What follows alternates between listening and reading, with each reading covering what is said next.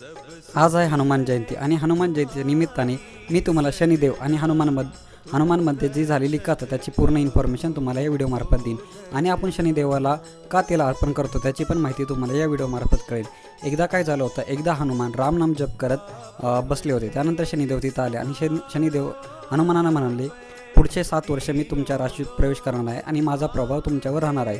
तर हनुमान त्यांना म्हणले, ऑलरेडी माझ्या शरीरात रामाचा पूर्ण वास आहे आणि श्रीरामाचा पूर्ण वास असल्यामुळे मी दुसऱ्यांना तिथं जागा देऊ शकत नाही। शनिदेव म्हटले की असं शक्यच होऊ शकत नाही, माझी आज्ञा कोणीच टाळू शकत नाही।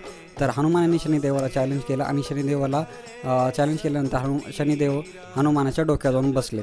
त्यानंतर शनिदेवाने खूप प्रयत्न केला हनुमानच्या अंगमय जाण्याचा, पण त्या हनुमानाच्या अंगमय जाऊ शकले नाही। त्यानंतर हनुमानाने काय केलं, थोडं विशाल रूप धारण करून तिथे असणारे जे दगड आहे, मोठमोठे दगड आपल्या डोक्यावर ठेवले, जेणेकरून शनिदेव त्या दगडाखाली चिंबून जाईल। आणि असे विशाल दगड शनिदेवावर बसल्यामुळे शनिदेवाला खूप त्रास होऊ लागला। त्यांनी हनुमानाला विनंती केली की मला याच्यातून वाचवा। तर हनुमानाने त्यांना ह्याच्यातून वाचवलं आणि त्यानंतर शनिदेवाने त्यांना असं विचारलं की तुमच्या डोक्यावर जो त्रास झाला आहे त्याला कमी करण्यासाठी मी तुम्हाला तेल अर्पण करू का?